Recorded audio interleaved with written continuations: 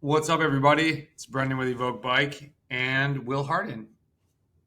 Hey everyone. We decided we might try and go live, in which case I'm not sure we can answer questions, but we're going to test this out and see.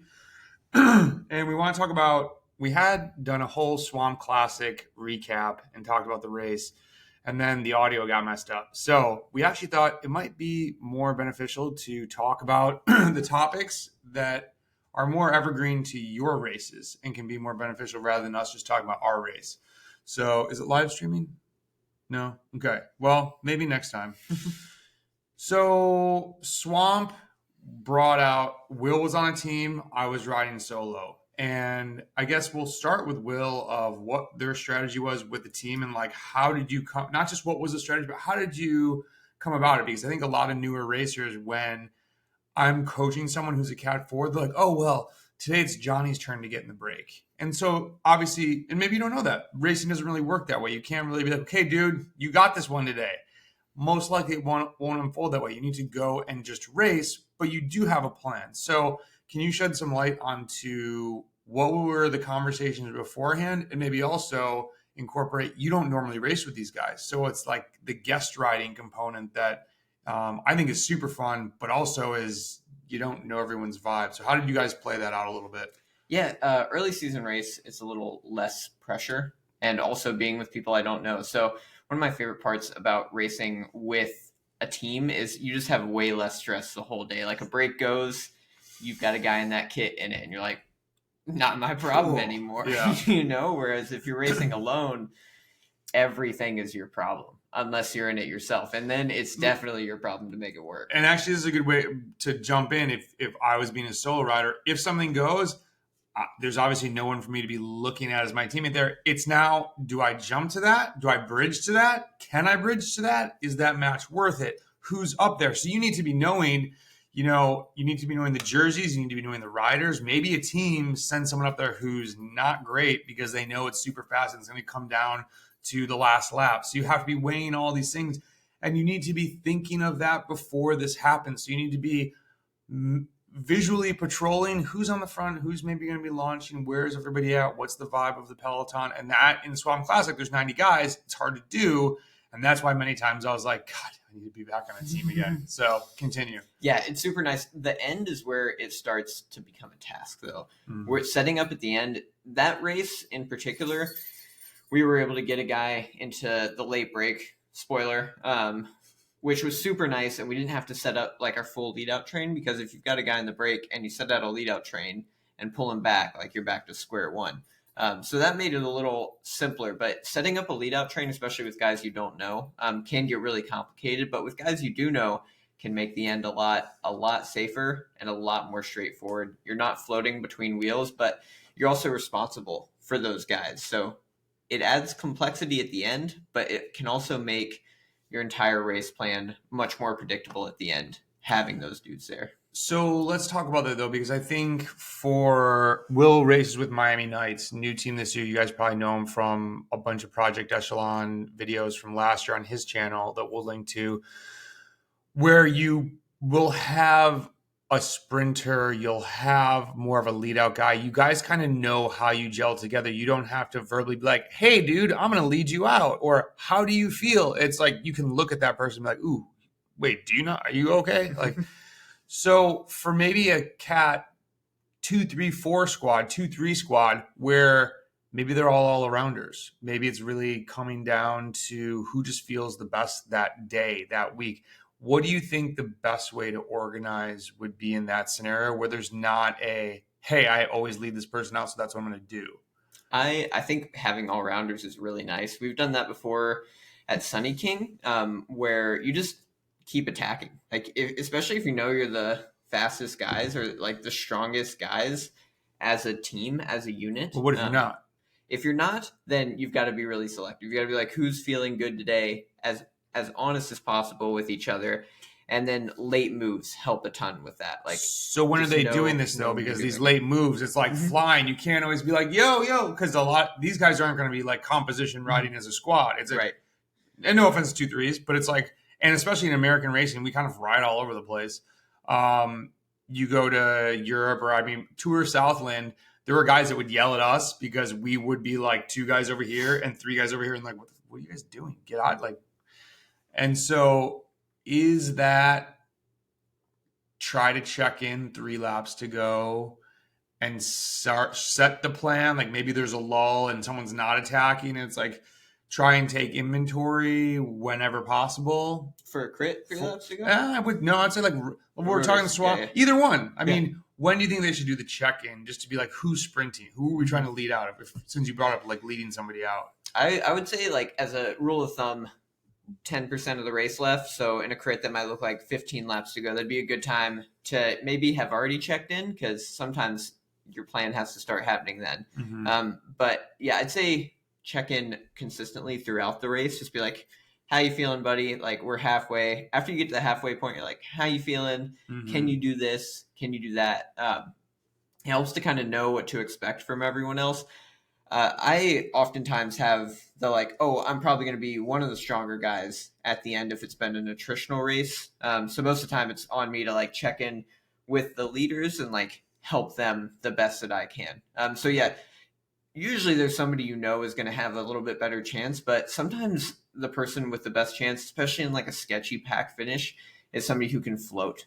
So who has the experience and who has the results finishing in a sprint like that. Mm-hmm. But if none of you are confident in the sprint, don't take it to a sprint. Don't lead out somebody who can't win the sprint. Totally. Yeah. And that's what I was going to say is I was thinking of my old teammate, Patrick. Like if we were at Tulsa, I was definitely leading him out in 9 out of 10 situations. Now, if he wasn't feeling good, it would be like, yo, Brennan, you got to go launch with 2 laps to go and try and stay away. Because I'm not going to win a 40-man bunch sprint. It's just not going to happen.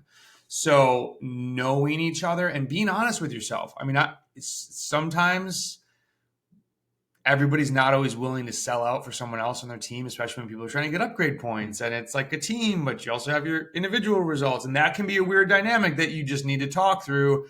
And I think everybody coming up that is going to Cat 1, who is going to the pro level, have had those like weird things where it's like, hey man, why are you like, you're always winning and I'm not getting this break, and why are you in that break? And I'm like, you just have to have frank conversations and try to be fair with everybody, but understand it's a bike race and you can't lead somebody out if they can't win the race. Like everybody didn't go this weekend for the one person to lose the race for the team. And that's the team. The team is trying to win. It's nothing against that rider. So, those are good points. It makes me think of, as we're talking, I'm playing Swamp back in my head. I think one thing that I would want to pass on if you're racing alone, aside from obviously having to be a little bit more visually vigilant out there, is knowing yourself and how can you win. Same thing that we're talking about. I'm not going to try and let it go to a sprint with 40 guys. So, somebody asked me today, hey, how'd the Swamp Classic go? And I was like, sent it with like 4 miles to go, got pulled back, 3 guys countered, and that was the move. And they're like, oh, dude, I thought you were like pretty strong. Like chuckling to myself, like, no, they don't understand bike racing. Like, I wish I could have controlled that, but that's not possible. And really the way I was looking at that race was super active in the beginning because I want to get in a break. As Will said, early season race. So I don't really want to wait till the end. I could ride around for 4 hours by myself and then go do some VO2 max intervals. Like that's not really why I'm there. I want to, be racing. And then really when I went, I was thinking it was a little too early, but there was a gravelly section. There was 90 guys in the race. So you couldn't always just go whenever you wanted. I had a perfect time to go. And it was like, either you take this one or maybe you won't get another shot. So I took it. We got pulled back very quickly. And the other 3 guys countered as we went around this last corner for people that were there. And that was the move. And then we were on a 2-lane road with a yellow line and they stayed away, and kudos to those 3 guys because they drilled it. And yeah, podium was right there. So not how I wanted the race to end, but that's the bike race. And I think it I don't know what the word is. It reminded me, you got to be patient and you got to read this. And yeah, someone's going to say, well, why aren't you on a team anymore? For those that follow me, it's like I'm in Florida, I'm in North Carolina. I've been kind of bouncing around the past few years and I don't want to join a team and be a flaky teammate. So I even saw my buddy Owen, who was like, dude, throw in a Velo Brew jersey. We've got 4 guys. And I thought about it for a hot second. I was like, I'm just going to rock EVOQ. I wasn't I wasn't ready for that. But I need to definitely for bigger races. You're just at such a disadvantage if you're trying to roll solo, and you can do it, but it's also way less fun. It's like way more fun to go with people. You have to have a lot more luck to stick brakes when it's just you, or you have to have every other team that's represented. So and it's weird because Masters races have so many more individuals, but then it becomes it's just a different dynamic of racing, because then certain people pull certain people back, especially if there's a marked rider. They're gonna, like Owen, perfect example. People aren't gonna let Owen go up the road. Whereas if Owen's racing a P1-2 race and he goes up the road, well, his teammates are like drooling because people are gonna chase him down and then they get to counter.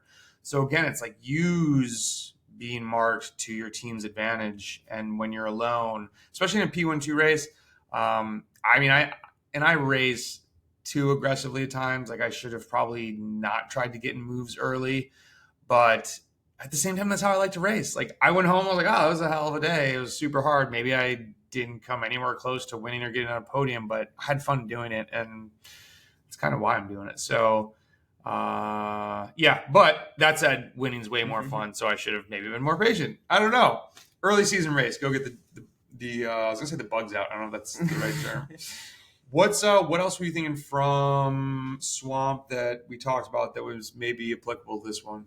Ooh, well, I think we should talk about our preparation for that time trial right after, because you did a unique little venture between there's like a 2 to 2.5 hour gap between the road race finish and the time trial start.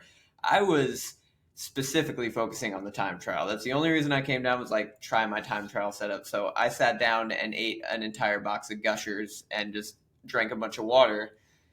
Brendan, what did you do? I rode with Taylor Warren. We caught up and he was like, so wait, are you just riding? I'm like, I'm gonna ride till the start. He's like, oh wait, I'm doing the Omnium. I was like, my back's been bothering me. People are like, shut up, we've heard about this. So I knew I wasn't going to do the crit. It was really hard to go hard in the road race. And I thought, well, I'm here. Let me do the TT. And I'm just going to go home the next day. And I thought it might rain too. So I was like, I'm definitely not going to do this in the rain. And just going hard, it's just weird. But anyways, the reason I rode, I would not advise this. I knew I wasn't doing the crit the next day. So the time trial, I'm on my road bike. I figured, dude, this is going to be a mega day. So I ended up doing 126 miles. I died in the time trial. And shout out to Jimmy Sherman. He was there, and he was in front of me. And I was like, I'm going to catch Jimmy. I was like, Jimmy, you feeling good? He's like, I'm going to do 370 for this 20. And I was like, damn, that's kind of probably maybe. I don't think I'm going to do that. And he was 30 seconds. So we get down that super fast part, and I'm still like, oh, he's still 30 seconds. And then it was 35 seconds. And then it was 40. I don't know what he put into me, but I didn't see him at the finish. So Jimmy, shout out, kudos, but it happens. Yeah. So let's talk about someone who's trying to do well in the time trial. What was your warm up? So you ate all these Gushers. Let's actually give people, what do you focus on for food before a TT? Because a lot of people have asked me this, and I'm not going to, what do you tell people? Yeah. This one specifically is very unique in that road race and then time trial right after. I am not used to heat yet, so a lot of my in-between time was spent drinking electrolytes, like sipping electrolytes and water, as much water as I could pretty much get down. What electrolytes? It was like Element, I think, in a bottle, just what the team I was guest riding for had. So it's like 1,000 milligrams of salt in a little water bottle. That's a lot of salt.